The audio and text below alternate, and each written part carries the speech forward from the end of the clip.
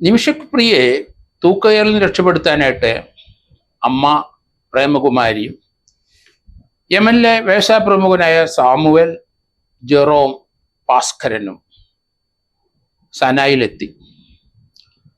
യമന്റെ ക്യാപിറ്റലായ സനായിലാണ്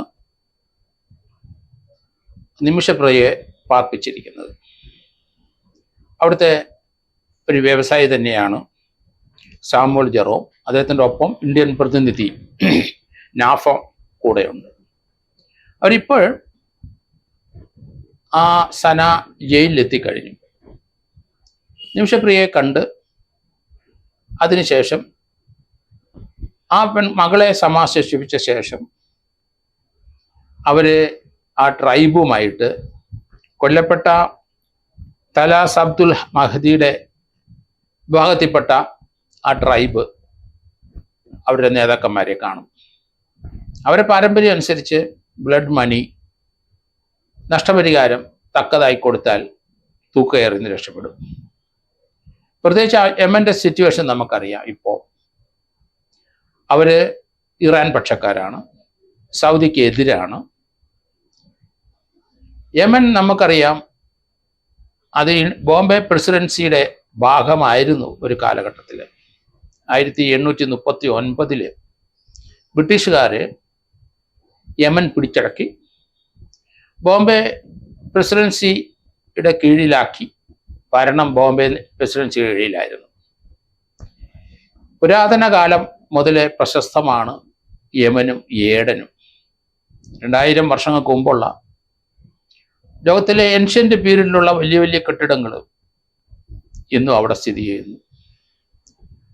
ഭൂമിയുടെ ആരംഭകാലം മുതൽ യമനെ പറ്റി നമുക്കറിയാം.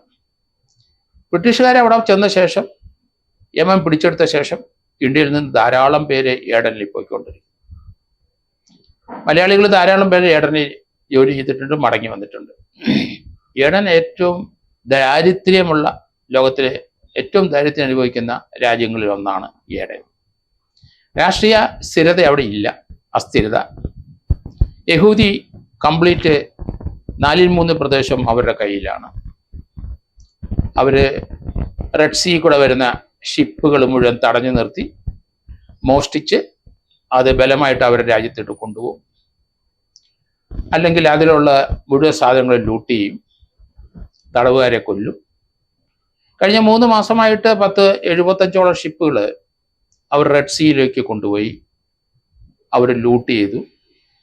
ഇന്ത്യൻ കപ്പലുകൾ പിടിച്ചെടുത്തപ്പം ഇന്ത്യൻ ഷിപ്പുകൾ അങ്ങോട്ട് നീങ്ങി തിരിച്ചു പിടിച്ചു. അമേരിക്കയുടെയും ലോകത്തിലെ പല ആൾക്കാരുടെയും കപ്പലുകൾ യഥേഷ്ടം ഈ ഹൂതികൾ പിടിച്ചെടുക്കും, ലൂട്ട് ചെയ്യും. സർവ്വസാധാരണമാണ്. അവിടെ പൊതു തെരഞ്ഞെടുപ്പ് വിജയിച്ച പ്രസിഡന്റ് അദ്ദേഹം ഏഡനിലാണ്, അവിടെയാണ് ഭരണം നടത്തുന്നത്. 1975 മുതൽ രാഷ്ട്രീയ അസ്ഥിരത കൂടിക്കൂടി വരികയാണ്. 2015 അവിടെ പ്രസിഡന്റ് ഭരണമേറ്റെങ്കിലും 70% സ്ഥലങ്ങളും ഇന്നും യമനിലെ ഹൂതികളുടെ കൈവശമാണ്. അവരുടെ പ്രസിഡന്റിനെ ഔട്ടാക്കിയപ്പോൾ സൗദി അറേബ്യ പ്രസിഡന്റ് സഹായത്തിന് വന്നു. സൗദി അന്ന് മുതൽ യമനെതിരാണ്.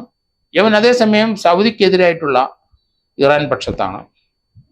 ഇസ്രയേലിലെ ഇത്തവണ ഹമാസുമായിട്ടുള്ള ഏറ്റുമുട്ടലും ഇറാൻ്റെ മിസൈൽ അങ്ങോട്ട് ഇസ്രയേലിൽ പതിച്ചപ്പോഴും തിരിച്ചു വെച്ചപ്പോഴും ഒക്കെ ഹൂതികളും ഇറാനെ സപ്പോർട്ട് ചെയ്തുകൊണ്ട് മിസൈൽ പായിച്ചു.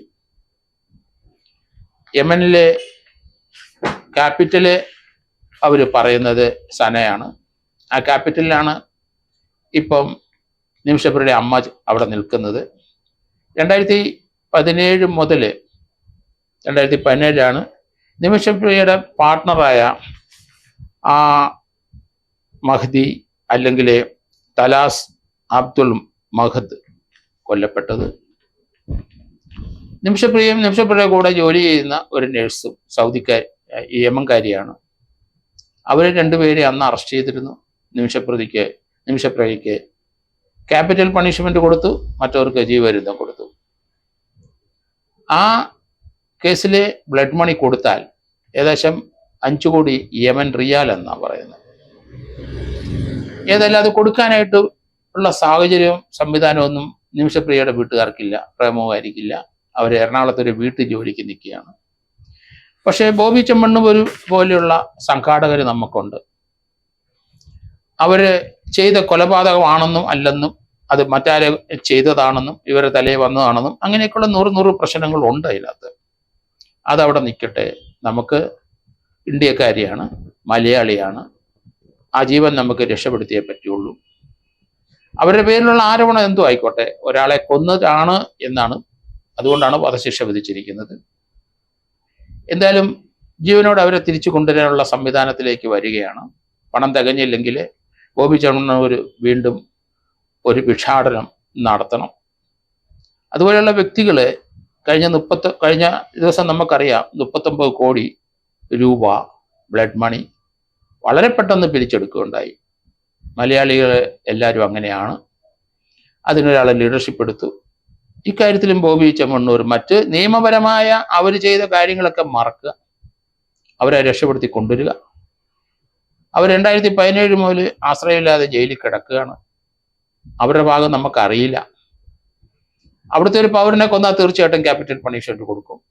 ആ കൊലപാതകത്തിൽ കൂടെ ഉണ്ടെന്ന് പറയുന്ന യമനിലുള്ള ലേഡി അവർക്ക് ജീവപര്യന്തേ കൊടുത്തുള്ളൂ. അതുകൊണ്ട് അവർ കുറ്റക്കാരാണ്, ഇന്ത്യ ജീവപര്യന്തം അനുഭവിക്കട്ടെ. അങ്ങനെ സംവിധാനം ഉണ്ടെങ്കിൽ അതിനും തടസ്സമില്ല. പക്ഷെ ആളെ ജീവനോടെ നമുക്ക് വേണം. അതിനെ കെട്ടിവെക്കാനുള്ള പണം എത്രയും പെട്ടെന്ന് അവിടെ എത്തുമെന്ന് എനിക്ക് കരുതുന്നത്. എന്തായാലും ഇപ്പോൾ അവര് ആ യമനിലെ ആ സനായിലെ ജയിലിൻ്റെ മുന്നിൽ നിൽക്കുകയാണ്. മകളെ കാണും, ഇപ്പോൾ ഉടൻ തന്നെ കാണും.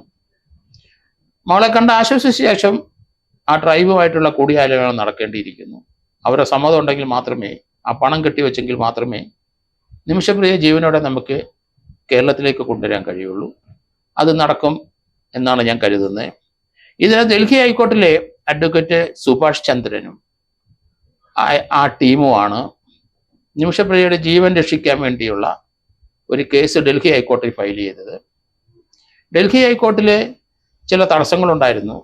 2017 ഒരു നോട്ടിഫിക്കേഷൻ ഇന്ത്യയിൽ ഉണ്ടായി, യമനിൽ ഇന്ത്യക്കാരും പോകാൻ പാടില്ല. ആ നോട്ടിഫിക്കേഷൻ നിലനിൽക്കുന്നിടത്ത കാലം ഇന്ത്യക്കാർ അവിടെ ഉണ്ടെങ്കിൽ തന്നെ വിട്ടുപോരണം. ഇതുപോലെയുള്ള പ്രശ്നം ഉണ്ടായി ഇന്ത്യ ഇടപെടില്ല. കാരണം നമ്മൾ അങ്ങോട്ട് പോകാൻ പാടില്ല, ഹൈലി റിസ്കി ആയ പ്ലേസാണ്, ഏത് സമയവും അക്രമം പൊട്ടിപ്പെടുന്ന സ്ഥലങ്ങളാണ്.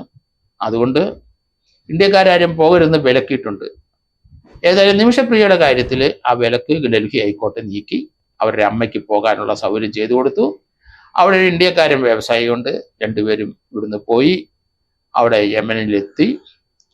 അവര് ഇപ്പം സനായിലെ ജയിലിൻ്റെ മുമ്പിലുണ്ട്. നിമിഷപ്രിയയെ കണ്ട ശേഷം മറ്റുള്ള കാര്യങ്ങളിലേക്ക് നീങ്ങും എന്നാണ് കഴിയുന്നത്. നിമിഷപ്രിയയ്ക്ക് 34 വയസ്സ് പ്രായമുണ്ട്. അവരെ അമ്മയ്ക്ക് 57 വയസ്സുണ്ട്. സാധുശ്രീയാണ്, പാലക്കാട്ടുകാരിയാണ്.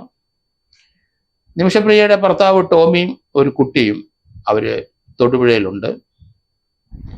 ഏതായാലും കൊല്ലപ്പെട്ട ആള് ഇവർ രണ്ടുപേരും ഒപ്പം കേരളത്തിൽ വന്നിരുന്നു, തൊടുപുഴ ടോമിയുടെ വീട്ടിൽ വന്നിരുന്നു, ഒക്കെ മടങ്ങിപ്പോയതാണ്.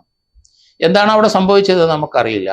എങ്കിലും ഇവിടെ വന്നുപോയ യമൻകാരൻ കൊല്ലപ്പെട്ടു എന്നുള്ള കാര്യം ശരിയാണ്, അതിന് മാറ്റമില്ല. ഏതായാലും ഏപ്രിൽ 24-ാം തീയതി ഇന്നത്തെ ദിവസം അവര് ജയിലിന് മുമ്പിൽ നിൽക്കുകയാണ്. ഏത് നിമിഷം വേണമെങ്കിൽ കാണാം, ചിലപ്പം അടുത്ത ദിവസത്തിന് മാറ്റാം. ഏതായാലും കാണാനുള്ള സൗകര്യങ്ങൾ അവിടുത്തെ ഗവൺമെൻറ് ചെയ്തു കൊടുത്തിട്ടുണ്ട്. അതുകൊണ്ട് ആ സാമുവൽ ജെറോം ഭാസ്കരനും ഇന്ത്യയുടെ പ്രതിനിധി നാഫയും പ്രേമകുമാരി എന്ന നിമിഷപ്രിയയുടെ അമ്മയും അവർ വെയിറ്റ് ചെയ്യുകയാണ്. ഏതായാലും കണ്ടിട്ട് പണം കൊടുക്കാനുള്ള സംവിധാനമായിട്ട് അവർ മടങ്ങി വരും എന്ന് കരുതുന്നു.